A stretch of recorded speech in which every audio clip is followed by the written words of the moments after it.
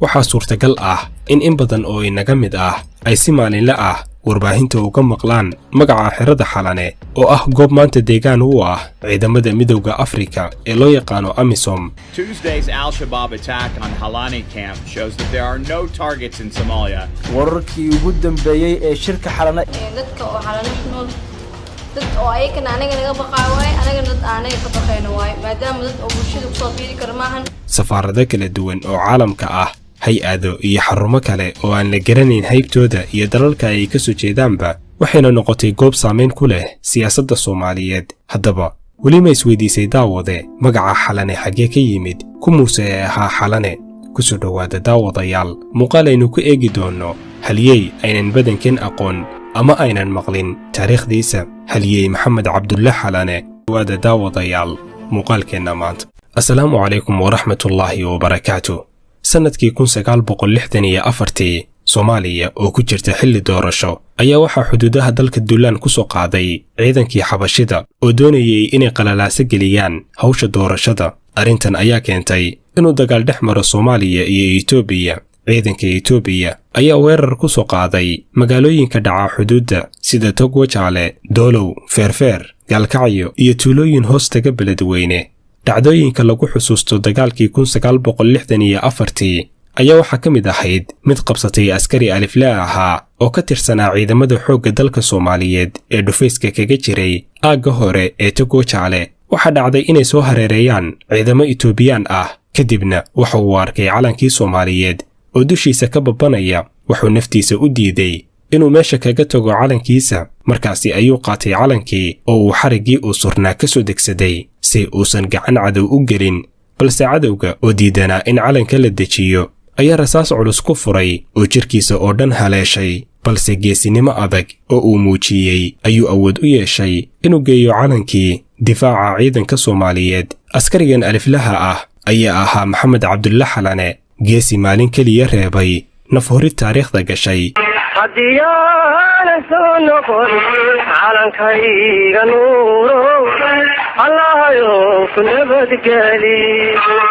Maxamed Cabdulle Xalane wuxuu sanadkii 1943 ku dhashay degmada Ceelbuur ee gobolka Galgaduud, wuxuuna ciidamada ku biiray bishii Juun sanadkii 1960 isaga oo 17 sano jira. kadib midowgii labada gobol ee waqooyi iyo koonfur waxa uu ka mid noqday askar loo bedelay aagga difaaca ee deegaanka Wajaale. halkaasi ayuuna ku sugnaa markii uu bilowday dagaalkii dhex maray Soomaaliya iyo Itoobiya sanadkii 1964. intii uu ciidanka ku jiray wuxuu ahaa askari lagu tilmaamo adkaysi iyo geesinimo.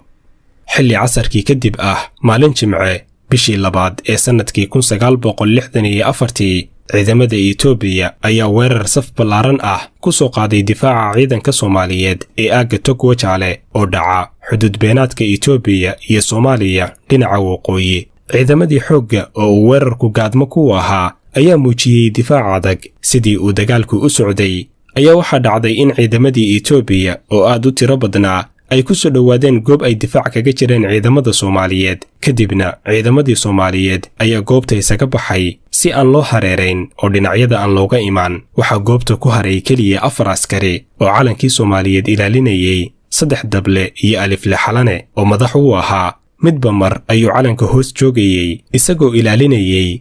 kadibna waxa ay go'aansadeen in calanka ay ka dejiyaan birta uu surnaa ka hor inta aysan goobta ka bixin, kana badbaadiyaan inuu gacanta u galo cadowga. maxaa yeelay calanku marka laga yimaado inuu yahay astaan ka turjumaysa dal gaar ah, haddana wuxuu ka turjumayaa marka lagu jiro dagaal awoodda iyo gacan saraynta dalkaasi. alifle Xalane ayaa ku amray askarigii u dhowaa oo lagu magacaabi jiray Dable Baarqab inuu calanka ka soo furo birta. isaga oo degdegsan ayuu mindi u xirneed la soo baxay si uu u jaro xarigga uu calanku ku xiran yahay, balse rasaas ayaa haleeshay. isaga oo dhaawac ah oo labada qoob xabad uga taallo ayuu jaristii sii waday. intii uu hal xarig goyn lahaa si xarigga haray loogu soo dejiyo calanka ayuu labadii xarig isku mar jaray. calanku wuxuu saarnaa meel sare wuxuuna ka babanayay meel Xalane iyo cadowga u dhaxaysa. dablihiina dhulka ayuu ku dhacay. kadibna alifle Xalane ayaa ku amray labadii askari in dhaawaca Baarqab ay qaadaan, isaguna cadowga xabad uga sii reebo, calankana uu soo furayo. Maxamed Cabdulle Xalane markii uu goobta keligiis ku soo haray ayuu wuxuu diiday calankii inuu meesha kaga tago. calankii oo xariggiisa qayb ka jaran yahay ayuu soo degsaday si uu ula tago oo uusan gacan cadow ugu dhicin. ciidamadii xabashida oo u soo dhowaatay arkayeyna markii uu u cararayay dhanka calanka ayaa waxay ku fureen rasaas ka dhacaysay qoriga nooca culus ee loo yaqaano beebaha, waxaana Xalane korkiisa meel walba kaga dhacay rasaastii. laakiin isma dhiibin. wakhtiga oo mugdi sii noqonayay ayuu ku dhex guurguurtay ilaa uu ka soo gaaray difaaca ciidanka Soomaaliyeed. halkaasina uu geeyey calankii oo uu dhiiggiisu buux dhaafiyey, isaga oo ku taahaya kuna celcelinaya erey dhaxalgal noqday oo ahaa cadowgu bir maaha ee ciidda ka difaaca. halkaasi ayuuna ku shahiiday alifle Maxamed Cabdulle Xalane, isaga oo ay da'diisu ahayd 21 sano oo keliya.